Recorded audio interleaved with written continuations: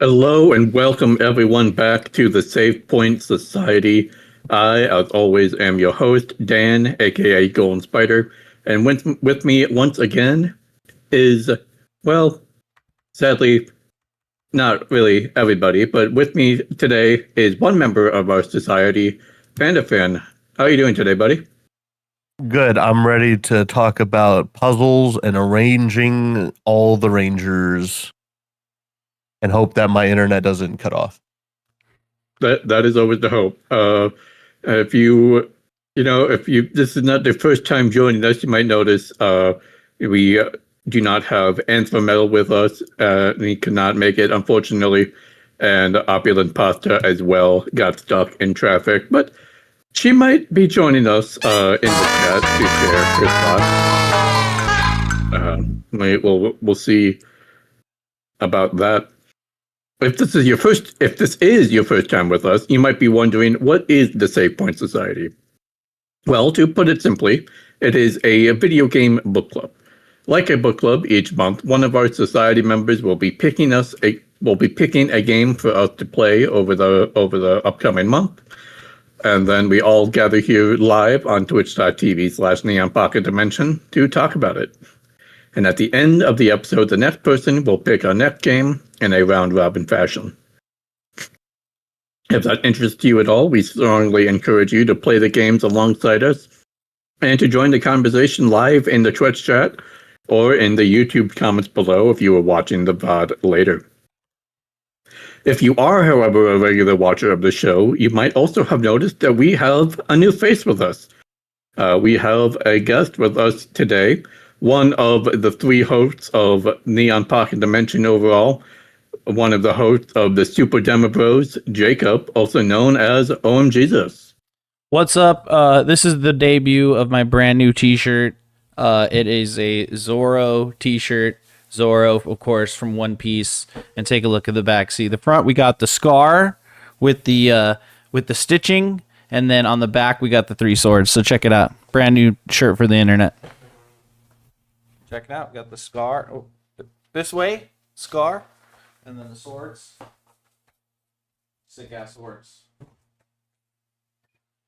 I'm going to karaoke after this. I'll be wearing the shirt, and of course, I'll be coming off of almost an amazing high of being on this podcast. Finally, I'm stoked to be here.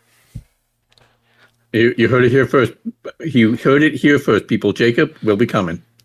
Hell yeah, dude. Finally. So Jacob is our guest today this month because he actually picked this game for us at the end of our last episode, and that game is Arranger, a role puzzling adventure. Arranger is a fairly recent game, releasing only on July 25th, 2024, and due to some unfortunate technical and scheduling difficulties, but it also was fortunate because that allowed us to record this episode on the 2-year anniversary of this game coming out. Mm-hmm. So, we thought that was pretty fun. The Steam blurb of Arranger says the following. Arranger, a role puzzle and adventure, follows the story of Gemma, a small-town misfit on a journey of self-discovery.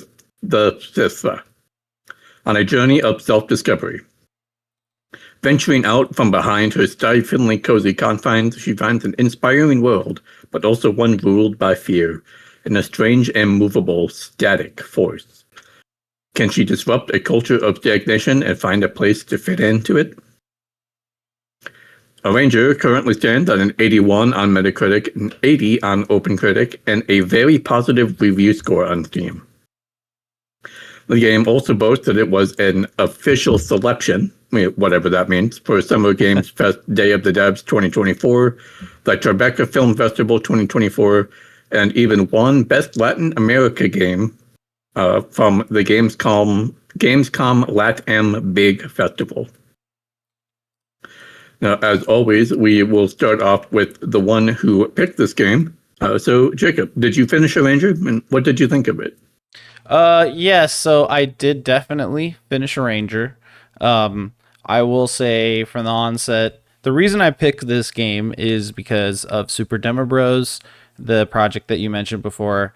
We play lots of game demos between me, Foxy Steve, Big Slice Gaming, sometimes Steven, the singer bro. We all like to play demos. And then during, like events, I try to play as many as I can. Not exactly sure where I played the demo for Ranger, but I thought it was a super neat concept. The game itself is just an adventure game, but the entire game is a sliding puzzle. Now, here's the thing about sliding puzzles. They are frustrating, in general. Every time that I've had to like solve a sliding puzzle in a game or in real life, it's always been one of the most frustrating things I've ever done in my entire life. So it's hilarious that I picked this game. However, I thought it was super clever, a lot of fun. Yes, I completed it. Did I have to consult the guide a few times to kind of help with certain puzzles? Because I was just like beating my head against the table here, against the wall behind me, smashing my keyboard, trying to figure out the fucking solution. Yes. However, for the most part, I tried my best to organically solve everything. And this game simultaneously makes you feel like a dumbass as well as a genius. So I feel like that's a mark of a good game. I like the art. The music is kind of cool. It feels like someone with a guitar wrote the entire soundtrack. I thought the story was pretty interesting and fun. Like it was like funny, well written, all that stuff. But I think the thing that kind of like makes this less accessible or hard to like try to marathon is just the fact that it's like an intense sliding puzzle game. So I can see why it might be difficult for people to get through. But I think it's really clever. I really enjoy the game itself. I thought it was super awesome. And shout outs to all the people on the internet, just like, with the guides and shit, helping you out. Because sometimes you just want to like finish a game. Those are my thoughts. Always a big shout out to the guide makers and even just the small little YouTubers that put up like commentary less walkthroughs in gameplay. Yeah, for sure. What about you, Pendleton? What did you think of a Ranger? I thought it was pretty interesting.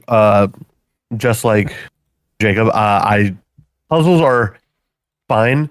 The whole sliding thing, it was a cool concept. There were times where I did get frustrated and I was like, how am I gonna figure this out? And it was a lot of me just sliding maniacally, just trying to figure something out. And then on occasion, I'd go on my other screen and just look at it quick.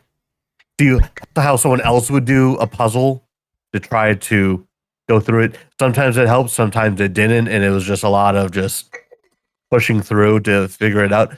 But it's a neat game. I've only got about 2 or 3 hours into the game. But I enjoyed what I played. I liked the artwork. I liked the music. Some of the characters reminded me, and like the art style reminded me of like Bastion from Supergiant games. Yeah. Of like how it's like drawn and whatnot. Mm-hmm. But I thought it was a cute little quirky game. Mm-hmm. A little fun adventure. Yeah, indie, right? Yeah. Indie game, but in a good way. In a good way. Good indies. Yeah. Yes. So we haven't really done anything this way or like this before, but for the both of you, if you were to give it like a review score out of 10, what would you give this game? I feel like I know this might come off a certain way, but like I don't know. I feel like a 7 is probably right. Like it's a good experience. It's like a lot of fun. It's really awesome. Like the art's great. It's just like I don't know. I just feel like with some of the frustration, it can come off. I don't know. I don't like doing the 0.5 thing, but I feel like a 7.5. Like I want to say an 8, but I got so frustrated with this game at times that like I want to give it a 7, just because like sliding puzzles aren't fully enjoyable. Like, they're good puzzles because of how tough they are. They are solvable, but there were moments in this game where I was just completely like, I'll never figure this out. I'm never going to beat this game, you know? And like, when I feel that way, I'm not having like the most fun. So that's kind of why I want to just drop it like a 0.5, you know? So I don't know. What do you guys think? Interesting. Yeah. What about you, Benjamin? What would you rate this game out of 10? I agree. I think a 7 is pretty good. I think that is like, it hits the mark of what this game is. Like, it's a fine game. It is fun. If you really love puzzles, you might enjoy this. If we were to do the 0.5, I would agree 7.5. It like hits the mark of what this is. It is a fun game, but it's not a game where if I were to beat this, I wouldn't go back to it. Yeah. This is like a one and done for me. Mm-hmm. But with the time I did have with this game, I would think it is a fun game. And if you like sliding puzzles or an interesting, adventure aspect that uses puzzles in the way that this game does, I would say you would probably enjoy this game a lot. Yeah, I agree for the most part with a lot of you guys' thoughts. I think it's a very unique game. Very creative, very charming little game. I personally am a little bit lower on this than both of you. It seems I would probably put this at a 5 or a 6. Mm-hmm. For a while, I thought this game would be kind of the first game that we have played on this show that I would DNF or did not finish. Yeah. Well, that happened with Pandafin. And there's two of the other regulars aren't on the episode, so I don't know. It's just, again, it's that accessibility. Like, it's just tough to play an entire game. That the entire game is a sliding puzzle, which is like, again, it's like just the hardest, most frustrating type of puzzle, But like, I just thought it was so creative, like trying to take the simple concept of like a sliding puzzle and turning that entire thing into like a world, a story, everything. Like, I think the idea is clever, but I think when you play it, you just start to get like annoyed over time. Right? Yeah, that's probably why I was really leaning towards not finishing it at all, and why I would be a bit lower on this than the both of your teams is while the kind of the puzzles and the sliding tile, the swapping mechanics and all of that was very interesting and well done. Mm-hmm. I felt I was frustrated more often than I was really enjoying everything. Which, especially for as short as this game is, I want to say how long the beat puts it out, like 7 or 8 hours. Mm-hmm. That is really kind of saying something. Oh yeah, for sure. As long as I didn't really think the soundtrack was that great. I oftentimes I ended up just muting the game entirely because I was getting very annoyed, even more annoyed by the repetitive tracks and the sounds in the background. Well, I mean, like every time you move, it makes like a little sound, So I can get that being actually kind of annoying, I guess, for some people. That was actually pretty satisfying. The part that annoyed me the most was when you were in the kind of coastal village with all the squawking birds in the background. Enough of these fucking birds, man. See if I can pull that up. I have the entire game here. And then as well, my other kind of like overall thought was I felt like the story really only came together in the last half. It was not interesting at all until about halfway through the game when you meet a specific NPC that we will go into a bit more when we go into spoilers. Oh, yeah. That was like that was really short-lived. That kind of quote unquote innovation of what's happening. Yeah, for sure. Can't wait to get into that for sure. Really weird that it happened so late, but we'll get into that in a minute. I mean, how do you guys feel about like the art style? I feel like that's probably one of the more strong things about this game, right? It's a it's a decent art style. I don't think there's anything super special about it, but it's fine. Well, like when you're moving through areas, like it has the thing where it'll like pop up with little boxes of illustrations to kind of like detail more of what's going on, and I thought that was cool. Sorry, O'Shea, go ahead. I was gonna say art style is fine. It's very indie game, but I did like the boxes that show up in the background when you go to certain areas that have like, let's see if I can find it. Kind of like adds to the location to kind of give it a little like oomph to it. Yeah, but the art style itself of the game, is fine. It's just it's very indie, I guess is the best way to describe. Like it's very like simple, I guess. Yeah, but I mean, like, it's like just good illustrations. It's just art at the end of the day. That's kind of what I gather from this game a lot. Yeah, the art style, the coolest parts of the art style were when they would do the kind of the little boxes in the background, and more specifically later in the game when they use those boxes to actually like enhance the storytelling a bit more. Yeah. Yeah, like what I'm showing right now on the screen, for instance, like every time you're kind of going between areas, there was like interesting stuff like this. More specifically, when you were in, I think, the third area. Was when I was really like, oh, okay, they're using it that way. That's kind of neat. Yeah, which we can look through, because again, this is like my entire playthrough. We can flip through. I'm about to like edit that into like one big long video and just dump it onto YouTube. So if you just want to watch an entire playthrough, you can. Yeah, I mean, beyond that, it's like they do introduce some like interesting mechanics and stuff throughout, so it's not very like exactly one note per se, but it still is just a sliding puzzle. Like it's like this whole game is a big sliding puzzle. It is correct to say that, so I can get that not being like totally the most interesting thing to people. But if you like sliding puzzles, this could be the greatest shit ever.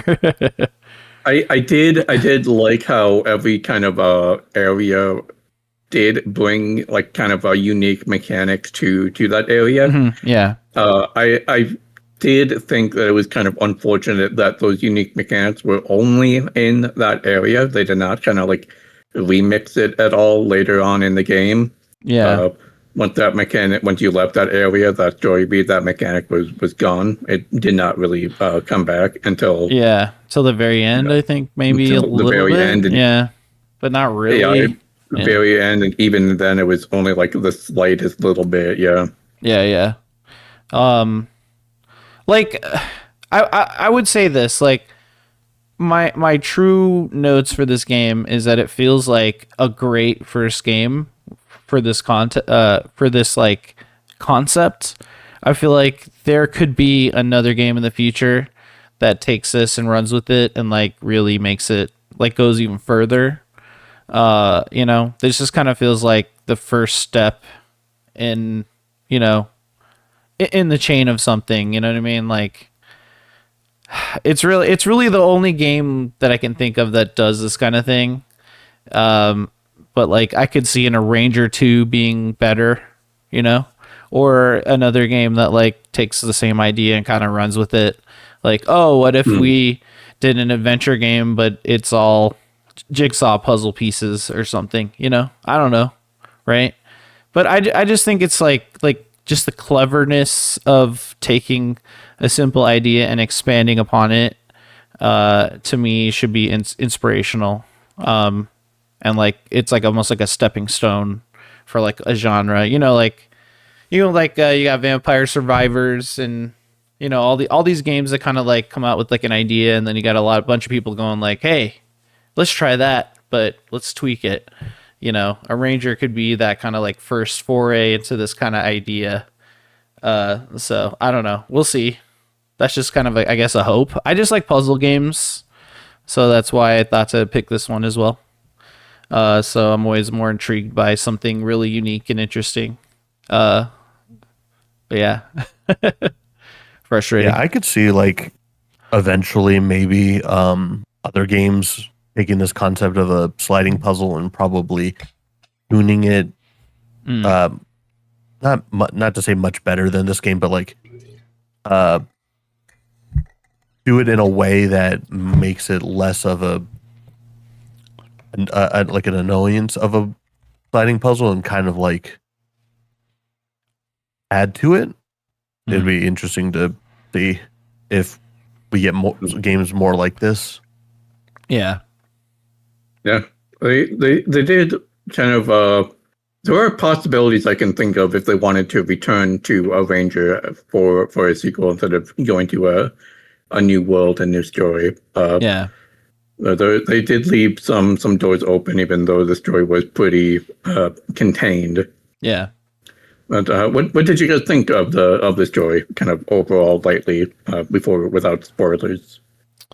Like I said before, I thought it was, it's kind of cute. It's like comedic, it's like lighthearted, but there's undertones of like a serious thing going on, and then like you're alluding to, once you get close to the end, there is a payoff to some degree, but not like a massive one.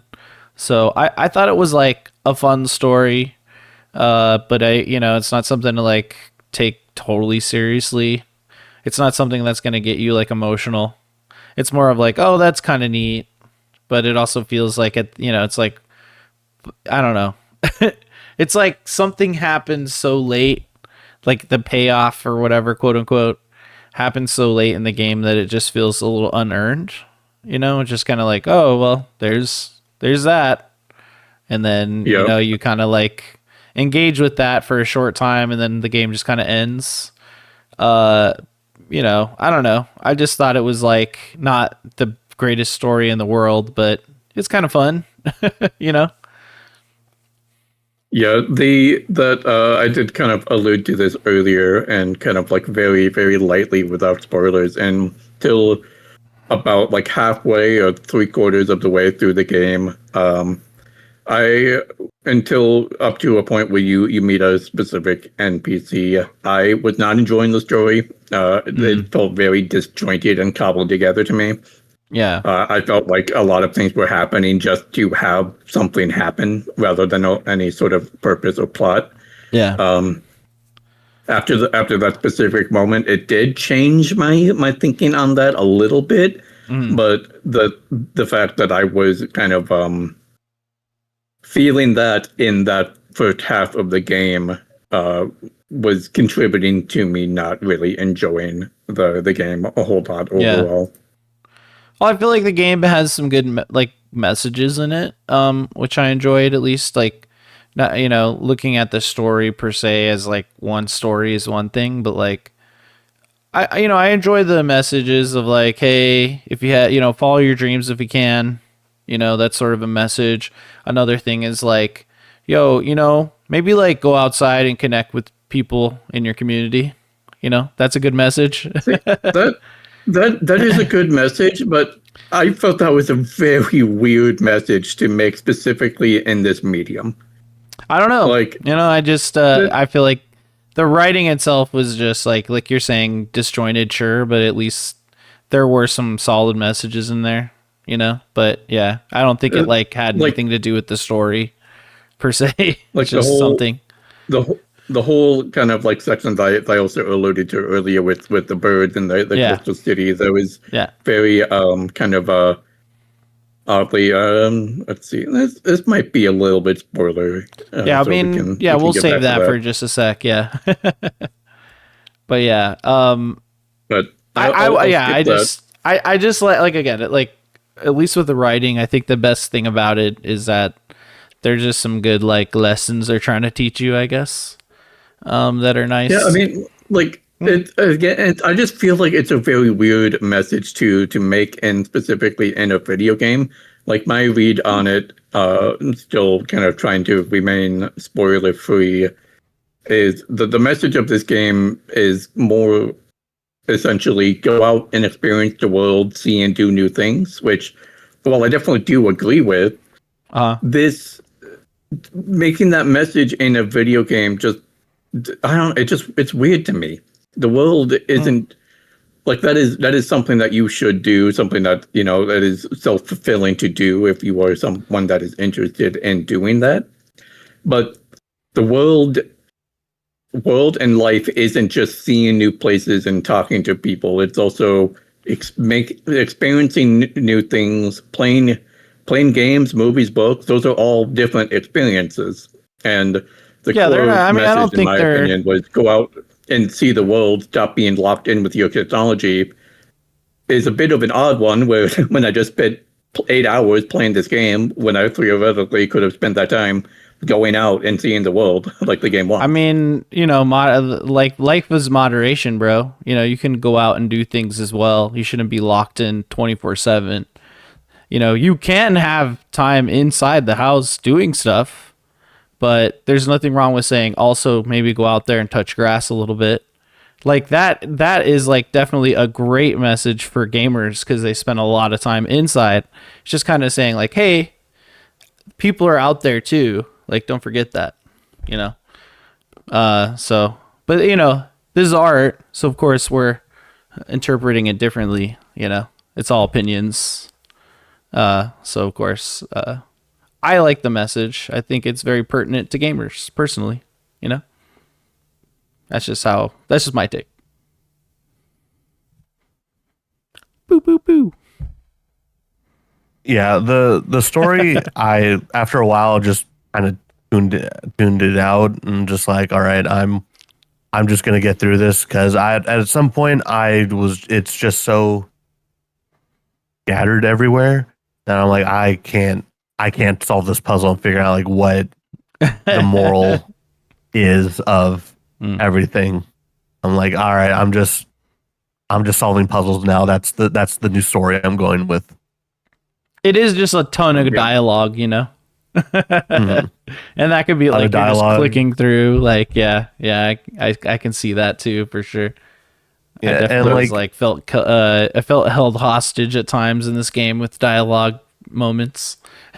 The story did definitely, like, I don't think it was entirely this, but it definitely did, like, a little bit feel like them sitting down after they have, like, the core of the game and was like, okay, how do we actually connect all of these moments together rather than, like, starting with the story to me. And I'm a gamer. I need a good story to get invested in. One of the main reasons why I don't jive with like FromSoft games because they nominally do have a story, but it's so buried within, they have a story, but it's not told to you. Impossible to find. No, it's not impossible to find. It's just you have to find it yourself. It's not told to you.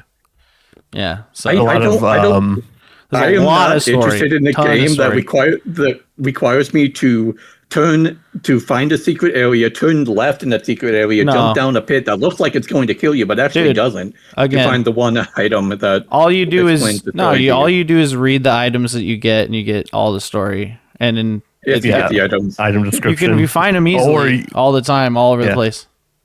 You can either read the item description, lock yourself or you could watch a Vati video. Dude, whatever, like, lore. You have this, like, view of From Software games that is, like, more sensational than it really is. Like, you have to play them to really know how it works. But I digress. All right, we're going to talk about this in October when I force you to play Dark Souls 1 Remastered. You hear me, O'Shea? I'm making him play that shit. In October. I will hate it every moment. You'll love it. It'll come out the other side, like, ready to play them all. I was going to say, we can do Liza P is going to be my choice. Ooh, Liza. That's not even a From game. You got to play an actual From game. we are diverting a little bit, but I actually do. We are. I have come to a little bit of a realization, literally earlier today, that I don't hate Dark Souls games. I think I just hate From Software games. Because I like Jedi. That's horrible. I like the Jedi games. I like the Hollower, which is kind of Souls-like.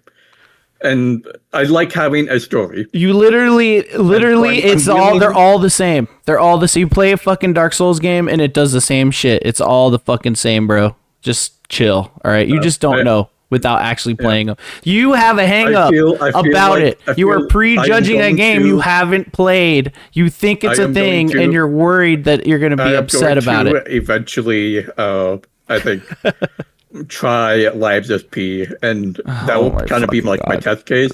Is if I enjoy Lives SP, then now I just hate FromSoft games. No, because you have to play a FromSoft game to know if you like it or not. Dark Souls games. You literally don't fucking know until you play the fucking game. I will say, the only issue with Liza P comparing it to a Souls-like game like a Soulsborne, they kind of tell you what the story is, as well as there's items that tell you what's going on. See, I don't mind having I can't do this. Lore I can't fucking do this. I don't mind having some lore hidden in item descriptions. Shut up. I hate having the entire story hidden in item descriptions. It's not like that. Shut up. We're talking about a ranger. Let's get into the spoilers. Spoilers. This game isn't like Dark Souls. If you come into this game thinking it's Dark Souls, it is not Dark Souls. Spoilers, not Dark Souls.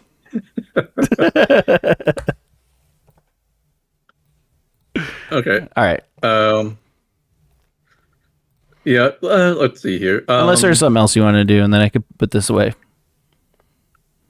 before we get into it. Yeah, so just kind of like going back, like the whole bird section that I was talking about earlier and alluding to, I respect that the devs made this game. I respect that they had a message to say, something that I do feel like they do believe in. I do not agree with their views at all. And that's the great part of art. We can interpret it different ways. We have different opinions. If everybody thought the same way about things, we would all be robots and life would be incredibly boring. The message they were saying about the birds and like texting and technology is just, I don't really agree with it. Technology doesn't keep us apart. Technology pulls us together. And this very podcast is exact proof of that. I would not have met you guys if it wasn't for technology. We would not be doing this podcast at this moment if it were not for technology, if it were not for Discord, which we are currently using to voice chat and we talk. We would not have met if it wasn't for the kind of funny podcast which we are all fans of. So technology is great. Technology doesn't pull us apart. Yeah, again, I don't think the message is that technology bad. I just think it's that also you could do technology, just go outside too. And that's a good thing. Don't only just stay inside all the time and never talk to anyone or never go outside. They literally never went. Let's go into spoiler territory. They never ever went outside. They literally were like, okay, we're not going outside anymore, and then they weren't going outside for years. That's not a good thing. That's all I'm saying. That's a good message. Go outside sometimes. Right? Yes, but the way they worded it to me was that they were not going outside because they were like afraid to. Agoraphobia. Or that like technology was making them, afraid to go outside. It's kind of how. Well, I mean, technology, but it's a very pertinent thing to say because technology makes it really easy to not go outside in real life right now, and it's just trying to say like, well, you could also go outside. You could do this. It's fine, but like, open your door and walk outside sometimes. Anyway. Well, it was like the way I was reading that whole segment was kind of like in the lines of we are currently facing. I will admit we are currently facing a very real endemic in society that everything seems everything is horrible, and but everything also seems horrible because when people go online, they don't really share, hey, I had an awesome day today. It was sunny. It was great. They come online and they share, man, today sucked. Or, man, the president is a piece of shit. And, our president is a piece of shit, but that's neither here or there. It's all doom and gloom and horrible all of the time. And I feel like that was kind of like the aspect of technology that they were alluding to. And that does happen, but that is not technology's fault. Yeah, technology does enable it though, and I think that like we should be mindful of it. I just think it's something that we should just all think about. Like it's just trying to. I don't know. I'm just saying like that. That's my take on the story. Is like or at least the message in this area, that we are too locked in. I think sometimes it does make sense to like think about the real world around us instead of just the internet people, the internet thoughts, the internet things, the internet itself.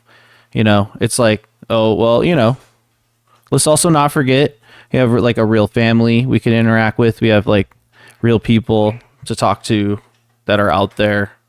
You could go to a store. You don't have to order everything online. Just those things. Like I drive around the city, right? And like there's people that will like literally drift into your lane while they're currently driving, and it's guaranteed because they're on TikTok or something while they're driving. And it's something that I've noticed that's just been happening lately. Like it didn't really like people drifting in between fucking lanes isn't something I really remember a lot in my lifetime until more recent years. And I just think everyone is just so fucking like distracted by all this technology. So like again, like I can see this message hitting home for me personally. That's why. So that's why I say that. But hey, it's interesting that a sliding puzzle game is having us have this conversation. I think that's kind of cool because I think it is like it's very pertinent. Like it's very like much a thing we're all dealing with every day in our lives right now. So like if anything, even if this game is frustrating, it's interesting that like something that kind of could hit home or people have different views of is coming up in this like little cozy sliding puzzle game. So that's kind of cool. I'll give him that credit. That's my take.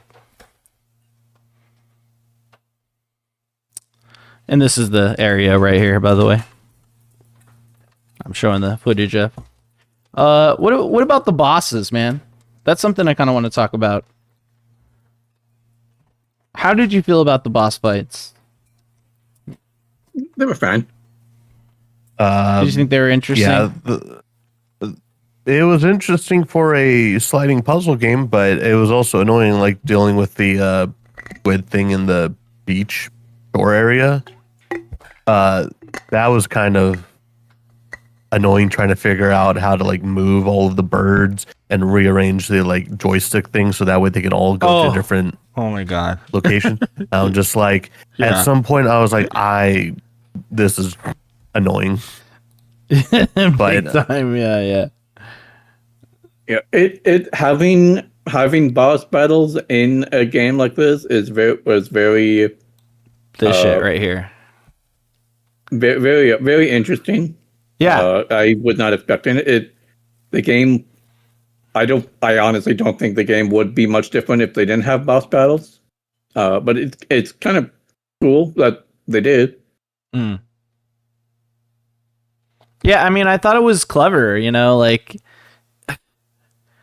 the only other puzzle games I can think of that would have something like a boss battle in it would be maybe like Puzzle Fighter or something, right? Like something Portal. Like Portal 2, yeah, sure. I guess that's a puzzle game. I mean, it's also kind of adventure-y It's more of a Portal is physics. 100% a puzzle game. But I don't know. I'm saying like this is literally a puzzle. Like literally like a sliding puzzle. The whole fucking game is like there's nothing other than puzzling the entire time.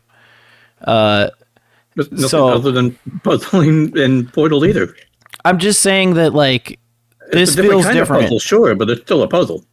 But again, like I haven't fucking seen a game like this before have a boss battle like, you know. It feels different than Portal to me personally, in that regard. You know what this game reminds me of, and probably why I also did not enjoy it. The sliding reminds me of like a Rubik's Cube, and I can't solve a Rubik's Cube. Yeah. Rubik's Cube is and, basically a sliding puzzle when you think about it. Yeah. Yeah. So I was like, no wonder I felt annoyed about like it's tough. The one thing I kind of wanted to mention earlier that I kind of forgot about and forgot to do so. Yeah. Was the puzzles are very well done, especially in the fact that especially for a game that auto saves is the second you are. It seems to be auto saving near constantly. There's no. If you mess up, you can't really undo. There were a lot of times that I thought, I'm soft locked. I cannot recover this in a way that I think the game wants me to. But that was not true. I always could. Yeah. Even if I didn't understand how, I still could. Yeah, totally. I think that's like the nature of these sliding puzzles is that it's so confusing. And so it could be a little esoteric to how to solve it. Like you almost get better fucking results from just trying random shit than you do like really trying to solve something, right? Which is even more frustrating. This first boss was fun. I think it's like probably the most traditional type of sliding puzzle boss I could think of. You know, you're just trying to like move the boss into itself to hurt it, you know? I thought that was really cool and clever, and I was like, oh, no way. They, figured out how to put a boss battle into this kind of like, it feels like a mini game became a game mechanic, this entire game, I guess, is sort of like really my thesis statement on this game, and that's why it feels so clever. But like, again, frustrating to all hell. You just see my footage of me playing this game and like how long it takes to like try things until eventually you're just like, well, that fucking worked. But yeah, that other boss that you guys were talking about with the fucking where you have to move the birds around.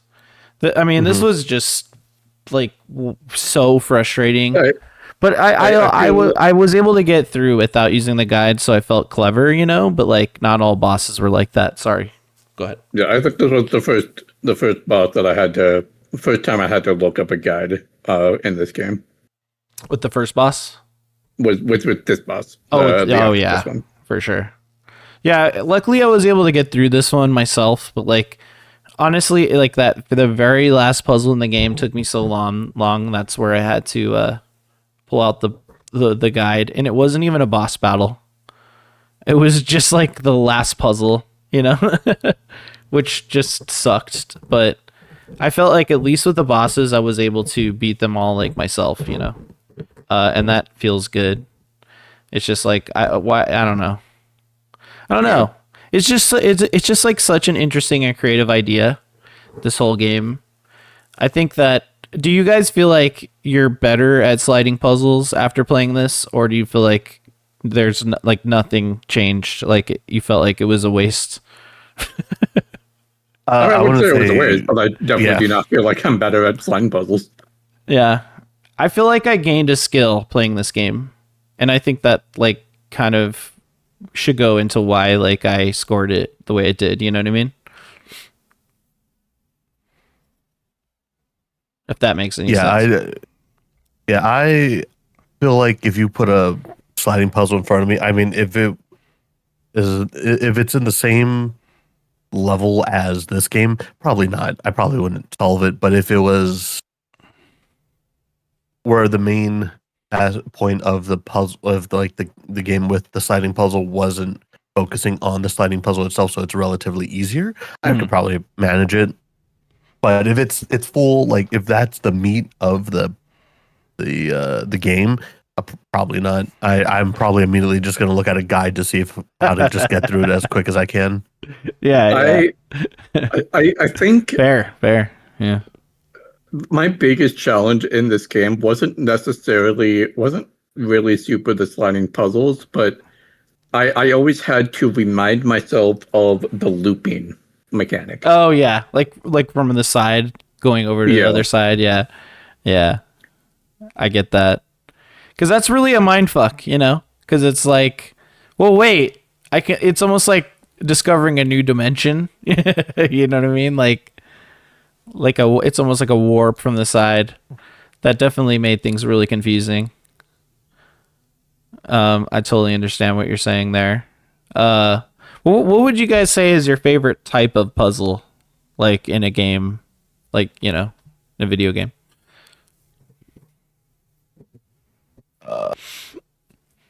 One of my favorite puzzles is the it is hard to think of one, but the one that comes to mind is the BioShock hacking, where you have the liquids through the pipes, and you have to try to get talking about the pipe, the pipe liquid, the classic Microsoft's fucking pipe liquid puzzle. I feel like that was such like a PC game thing from the 90s, dude. I feel like there were so many of those back in the day.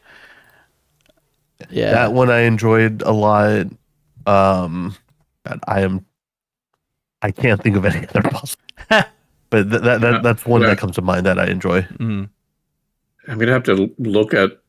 I honestly cannot think of any other puzzle games other than Portal at the moment. So I mean, Portal is a good pull, obviously. Like, I would say, like honestly, dude, like an inertia or like a physics puzzle is definitely something you could say as an answer for sure, because those are really fun, you know. And Portal like basically almost created those type of puzzles, because you can't really do that in real life because portals aren't real.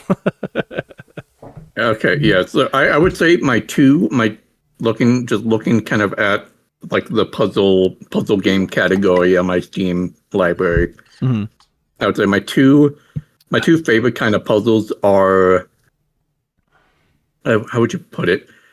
I would guess logic puzzles and investigative puzzles. Oh, nice, yeah. By logic puzzles, I mean like the sort of thing like where is it? The sort of puzzle is, if you want to maybe pull up like a quick like the Steam page and video for this one would be a type of game like Big Pharma. Okay.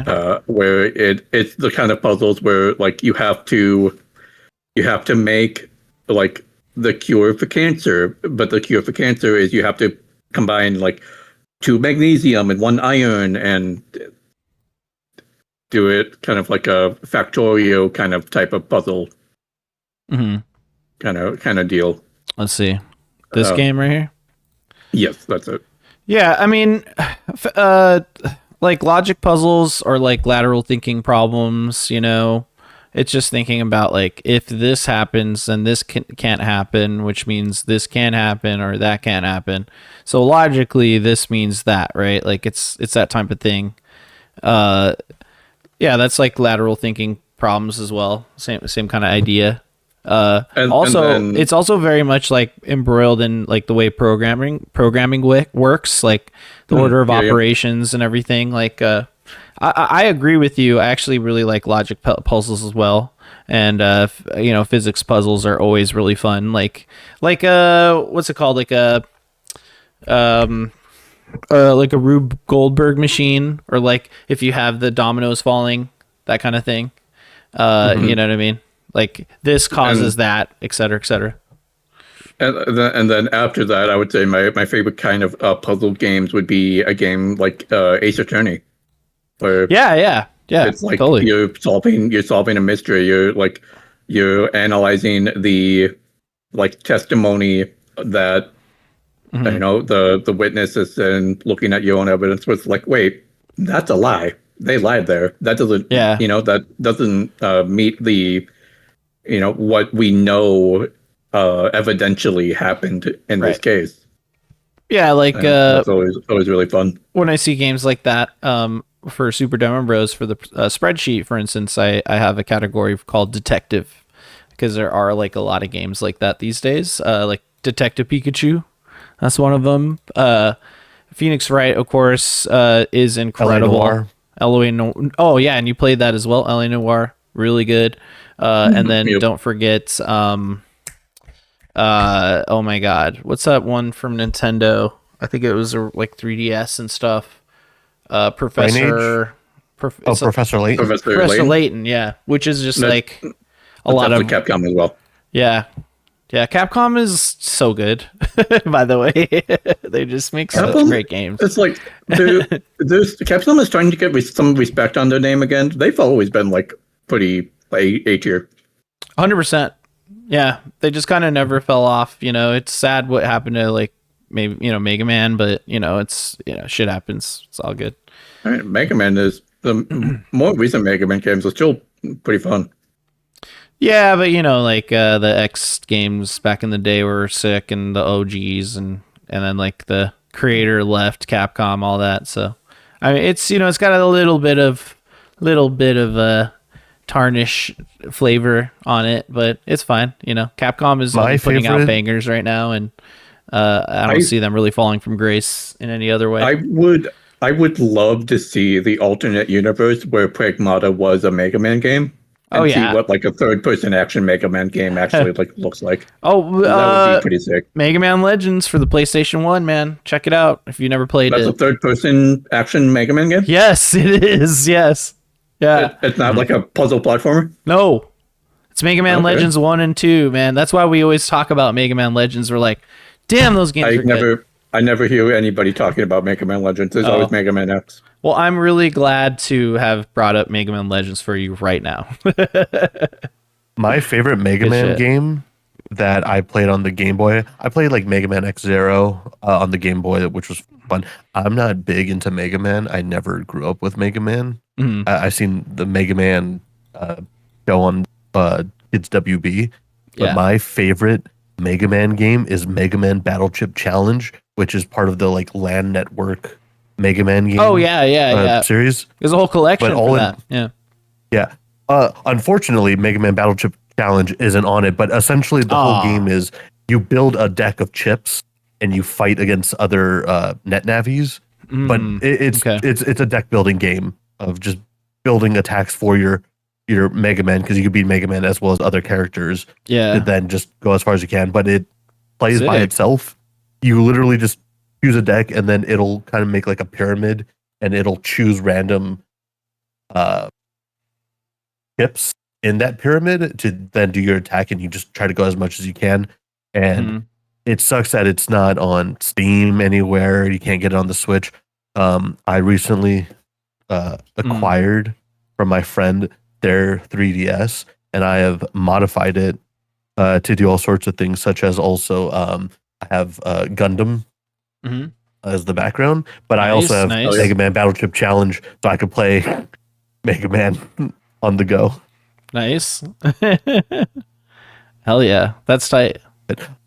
Another, going back to the puzzles real quick, another favorite, because I was going through Steam's puzzle tag, and it was showing Resident Evil. I enjoyed the escape house room or escape house mansion in Village. That was a lot of fun. Like going into those puzzles are pretty fun as well. Yeah, going to the house. Yeah, they take all of your items, and you need to solve how to get out with what you can find in the area. That was pretty cool. Nice. Sick, dude. Oh, I don't. Oh. I specifically, I do not like puzzles that. I do not like puzzle games that have specifically one correct answer. I like puzzle games that let you, figure out the answer from, a number of different ones. Yeah. Yeah, I mean, and again, like, kind of speaks to what you're saying, like, more experimental stuff, like the kind of puzzles, like, that uses physics and whatnot. Logic is very much one particular thing. I mean, detective stuff is typically, that kind of idea too, because there has to be like a logic you're following in logic puzzles to actually get to one Yes, solution, so it is to kind of explain it a little bit more. That is actually like one of the failing points in a lot of ways in Ace Attorney. One of my biggest and only really complaints. I love the Ace Attorney franchise, but Yeah. there are a couple of times in those games where you have to specifically present a certain piece of evidence to a certain statement, even when the piece of evidence says in the description, this evidence proves that the gun couldn't be fired by the defendant because the defendant is right-handed when the culprit was left-handed. And so you present the gun, and you're like, but no, that's not right. You need to present the statement from the defendant that says he's left-handed. Yeah, well, I mean, they're looking for something very specific. Yeah, those both say the same things. Yeah. Well, it's because they're looking for. It's because because it's a visual novel that kind of holds it back, right? Yeah. Like, it's all context based. Even like, it's like, why wouldn't you just let me put this thing out now that could skip everything, but you have to go through like every little beat that they want you to, So I understand that point of view for sure. With this game, at least with the Ranger, it feels like there might be a correct answer for moving shit around, but also like there's at least some different ways to move shit around to actually figure it out. That's so, kind of my kind of clarification is I don't dislike when puzzles have one specific answer. I dislike when puzzles have only one right way to get that answer. Yeah, where it feels like very like forced, it doesn't feel organic, right? Like you feel like a puppet instead of like you have to like do what they thought of, but then you're like, well, but this also makes sense, right? Yeah. That can get really tiresome, and but again, like a Ranger is a little bit of that at times, but I feel like there is some like chaos in the solving of the sliding, and that's, I think, speaks to why I like it more.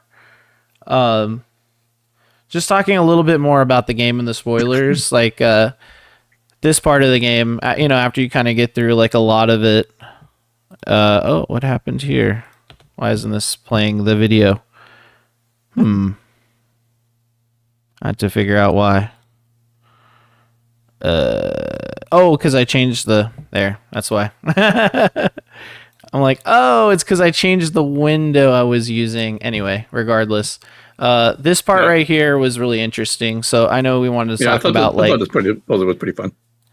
Yeah, like it was fun, like kind of doing the little trials here, but it did lead to what we wanted to talk about a little bit, and like at the end when the game sort of changed a bit in the story, and because we're in spoiler territory right now, I figured we can get into it. So she has these marks on the back of her outfit, right? And that's all she knows about her childhood. And so eventually you find out there's some other kid who can shift puzzles and stuff the way that she does with that on her back as well. And then you eventually come to find that person, right? If you want to like go through that.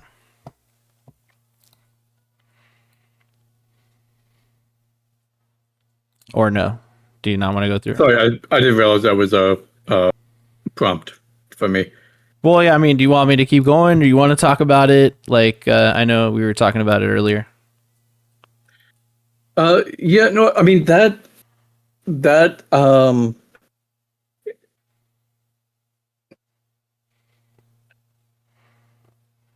Yeah, no.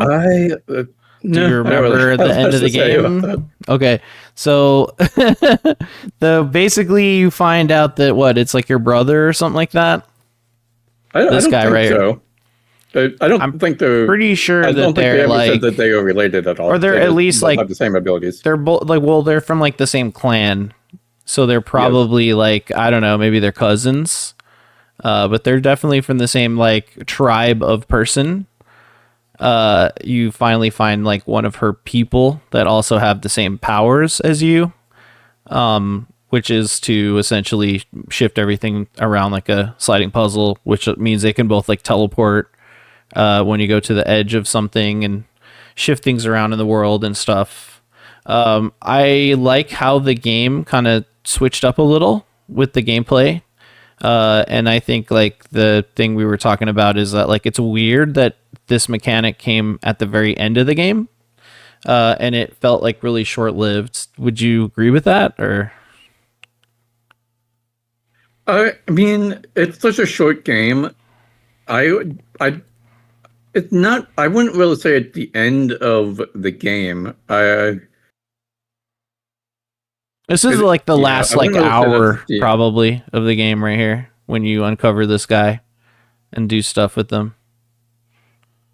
You know, I mean, it's all It's so like out of the 8 hours of the playthrough, you have this guy for only like maybe an hour, hour and a half, right? And to me, it's kind of innovative because you can also take control of that person, and so you're doing like basically echoing sliding puzzles at the either edge of the screen, which to me felt like kind of innovative and interesting. So like it kind of dials up the puzzling a little bit because now you're not just thinking about everything shifting with one character, you also are shifting another character as well. I thought that was kind of interesting. Like, and like I said, it felt like, I don't know if like that felt a little rushed to me because it's like they could have introduced this earlier in the game and it could have been like a stronger suit and it could have felt more like trippy and interesting, you know? That's kind of my take on it, at least. But then again, if they did that, I guess it could be more complicated, right? And it could be even more frustrating. So I don't know. Just something to think about at the end of the day. I don't really have any problems with the pacing of this game. You know, my biggest problems were like I said previously, where I just felt the story as a whole was very disjointed. Yeah. Like, I don't know. It all really comes back to the fact was like, even though this was like an 8-hour game, I felt the all 8 hours of it. Yeah. I would say kind of similar in just the fact that like it's just tough in a frustrating way. And so like I just like, again, like if I really wanted to figure things out myself, I wouldn't have looked up the guide because I was ready to be done. So like I'm not saying I don't agree with that because I definitely do in a way, but like I also just, I don't know. I enjoyed what I played. It's just like I think the end of this game, I don't know. I just felt like this game was so frustrating at times that like I just wanted it to be over by the time I got to the end. Like I said, like it's interesting that they added this extra mechanic with like another guy that you got to move around, but then also later that you can control. Just kind of like doing what video games do, which is they get more complicated over time. I think that with the sliding puzzle, that becomes like slightly unbearable. You know what I mean? And that kind of like spoils my fun a little bit because I'm like just sick and tired of it after a minute. But like at the same time, I don't know. I'm captivated by it. Like, so overall, pretty cool. But do I feel any attachment to Mog like in a story sense? Not really, because he just kind of shows up at the end, and we're just like, oh, it's just another guy like me. Cool. You know, don't care. Yeah. I don't know, man. I don't. There's no like story beat moment to like really like make you go like, oh my god, you know. It never really happens. I feel like that is the problem with it just being a short game, but at the same time, it's like I I don't know if I would have wanted a longer game. Yeah, right, exactly. Like that's what I'm saying. Like that's the duality of like my point is that like it's interesting that they bring it in so late, but then it's like thinking about it coming in earlier would just probably make it frustrating even more so. So it's like, no, it's probably at the right time, but story wise, it's not really effective, right? So difficulty wise, I guess it works. But yeah, I don't know. And that's kind of what I also was saying about how the story just kind of feels disjointed. Like, the first part, like the part of the game where you have the birds, that is like doesn't seem to actually have any real like narrative purpose to it. Mm-hmm. Yeah, again, it's like I said, I like the message or whatever, but like, do I think that it, is there an overall like connection for everything? No, it just feels like a bullet point of like messages that the dev wanted to put out there, but not like a compelling story. And like you're saying, like the story serves the gameplay, more so than like actually being fully compelling. I just like I said, the only thing I thought was cool is like, well, I kind of understand this message, and that's really it. But it is like, again, disjointed is a good way to put it. It's just like, oh, this is just something they want to write about, so it happened, Yeah, and it's also like just going back to my overall thoughts of not agreeing with the message. It's also the message itself was also disjointed. Like this bird section was about touching grass. Well, to put it simply, the little like cult section was about being yourself, but then it was back to touching grass. Yeah, and then back to being yourself. Yeah. Again, not saying that I don't understand what you're saying. Yeah, it's just the fact that like, hey, we should touch grass. That's all I'm really saying. Like, and then on top of that, there was a little commentary about capitalism. Yeah, but we can't forget that. That's something we're definitely dealing with. Anyway, I just like my closing thought is I just want to just put this on the screen. Fuck this fucking puzzle. This is the guide puzzle right here. It's the last puzzle of the game. I probably could have figured it out, but I was so done. I just want to play Dark Souls 2, and I was sick and tired of like trying 100 things. But fuck you to this puzzle. That's all I have to say. Yeah, you know what? And I know what you said like earlier. I just want to address this. You said, "Oh, the music is like annoying or whatever." I get that sentiment too. I just know that like cut out. Just so that you were talking about the music and how you like said, "Oh, it was kind of annoying." You turned it off and stuff. Totally fair to say that. I just thought it was cool that they like someone with a guitar put this soundtrack together. So I thought there was some pretty decent moments, like decent music moments in it, but it's not like the best ever. I just thought it was like fine. It was kind of like had some bangers. I'll give it to him. I'm not saying it's a bad soundtrack. It's just a repetitive soundtrack, especially when you were spending so long like beating your head against the wall, as you said earlier, with puzzles. Right. And it's just like, okay. Yeah. Each of these tracks are like a minute long. Right. That. Yeah. I get that. And then on top of that, like I enjoyed the soundtrack. It really was just the fucking birds chirping, constantly, dude. In that segment. That's like me in that one game with the what's it called? I'm not gonna remember the name, but it is by Obsidian, and it's like where you're in a medieval thing and you're like writing in books or whatever. I can't remember the name of it. It was like a passion project by like Josh whatever. Anyway. Yeah. That game. I can't remember the name. Incredible and all. Penitence? Yes, thank you. Penitence. Yes, Penitence. Penitence, whatever. Anyway, that game has the most annoying, like scratchy, clicky sound that like I literally could not play it. I had to stop playing it because the little clicky sounds you get throughout the whole game. Some people it was satisfying, and for me it was like irritating. So like again, I think like anything that's repetitive, could really like be off-putting to people, so totally understand that is my only point I'm trying to make. My final thoughts on this game. Props to these devs for somehow making it so that I could start the game on Steam, play it, and then remember I already had it for free on the Epic Game Store and still have my save. That's pretty neat.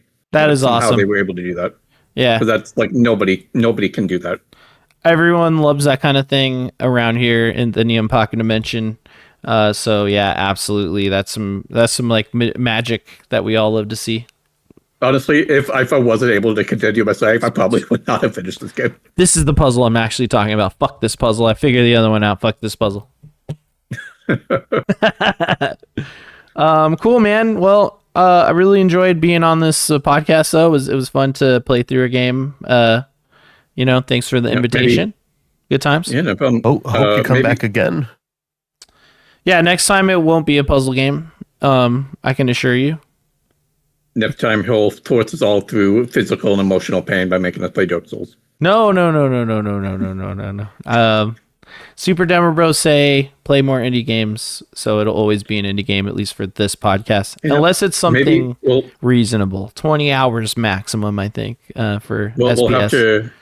We'll have to reach out to Pasta and see if maybe she can record this little segment to slot into the VOD of her thoughts. Yeah, I know she had some thoughts, like sad she wasn't able to be here because I think she'd be glazing it a little bit like me, No, dang traffic.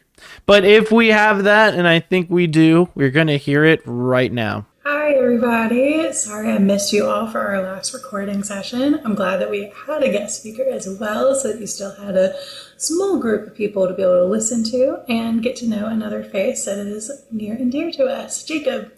And also, thank you to Jacob for picking this game.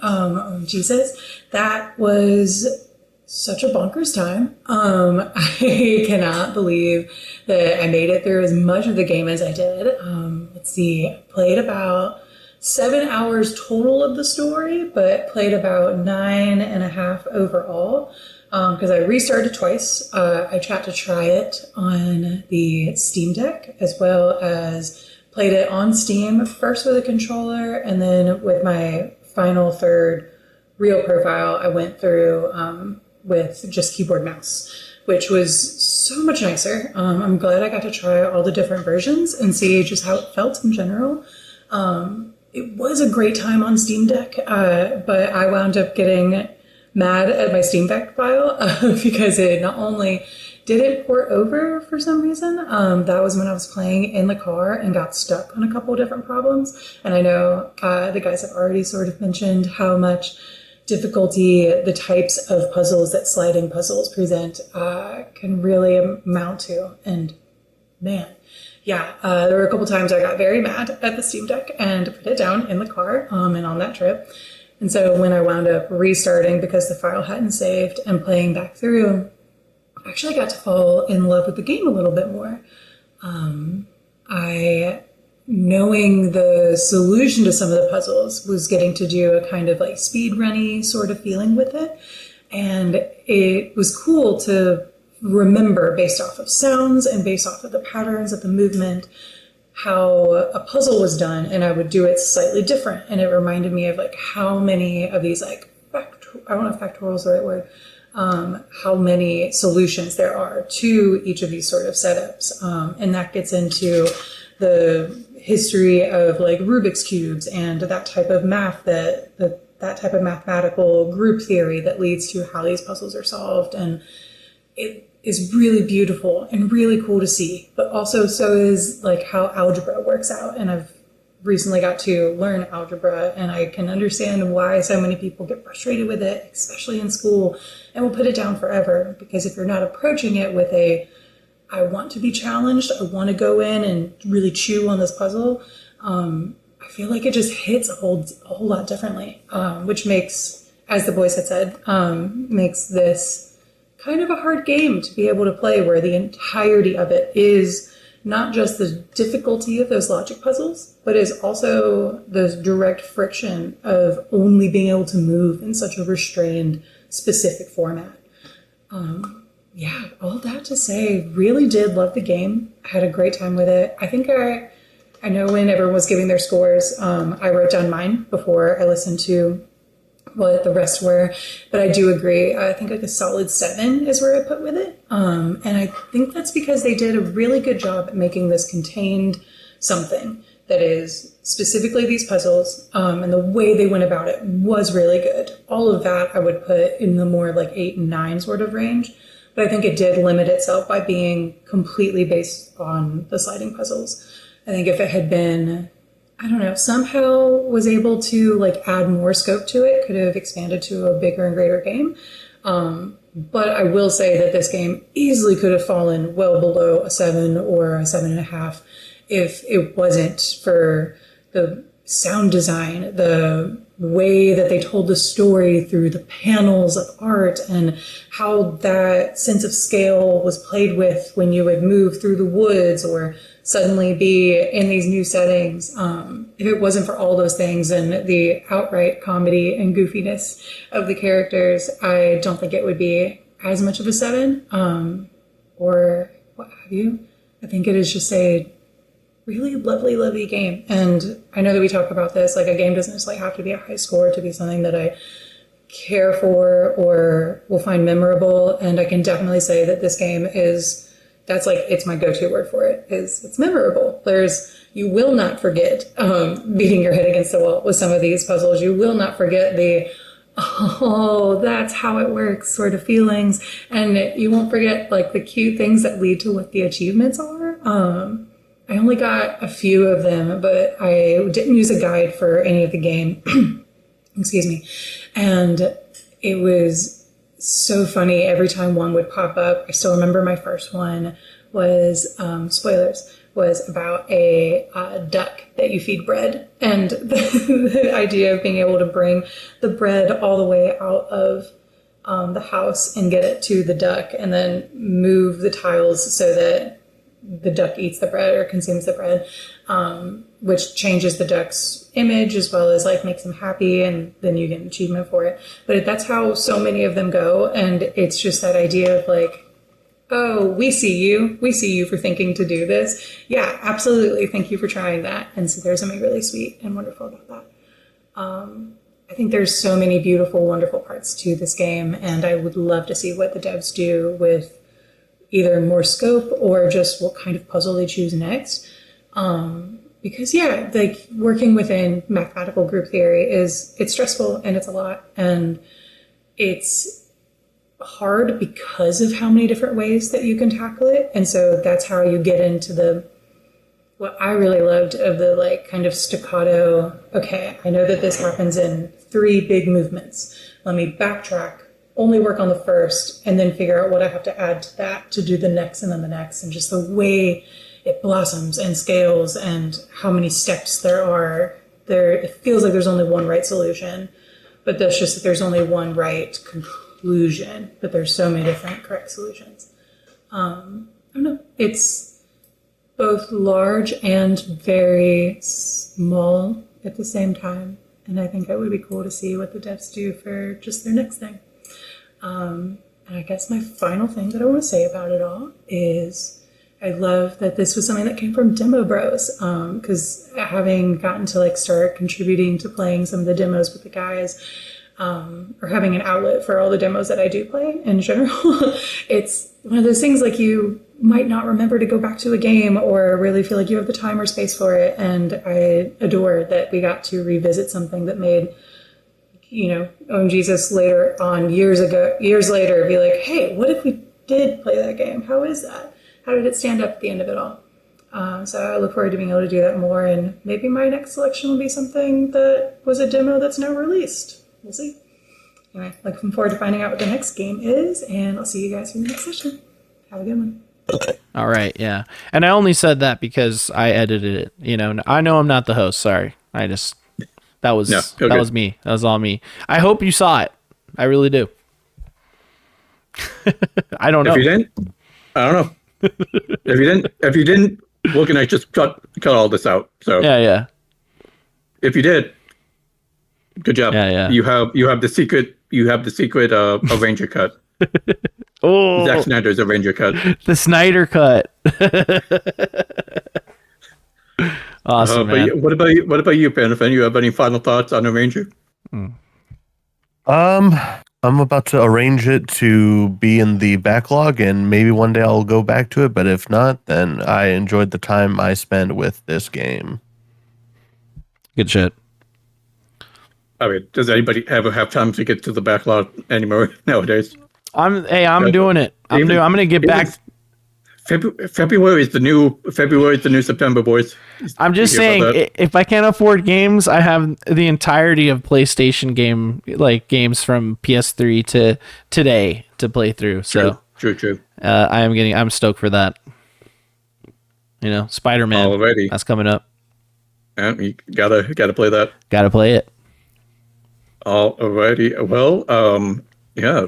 So that was our thoughts on Avenger. For our next episode of Save Point Society, we actually have another guest that is going to be joining us. So we're going to kick it over to that little video coming from one Foxy Steve.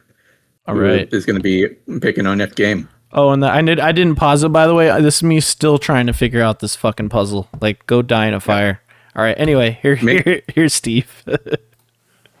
Yo, what's up, Save Point Society? It is I, Foxy Steve, and I'll be your guest on the next episode of the Save Point Society podcast. And I've decided for the game for us to play for that month is going to be El Paso Elsewhere from Strange Scaffold. They brought other jams like Click Holding and I Am Your Beast.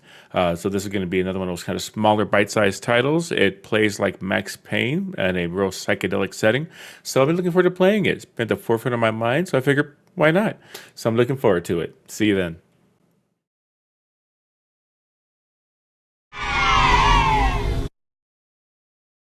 Alrighty, yeah, and that is our game for next month, El Paso Elsewhere. Let's see here. Heck yeah, that's gonna be dope. I might just play that and like be in the chat, because I've been wanting to play that game. Yeah, let me see here. Pretty good selection. Yeah, how long to beat is listing it at about 9 hours. So another small little bite-sized game, as Foxy said. So yeah, that'll be a good old time. Until then, thank you for joining us here at the Save Point Society, and we'll catch you next time. Bye. Thanks for inviting me to be on your podcast. Bye.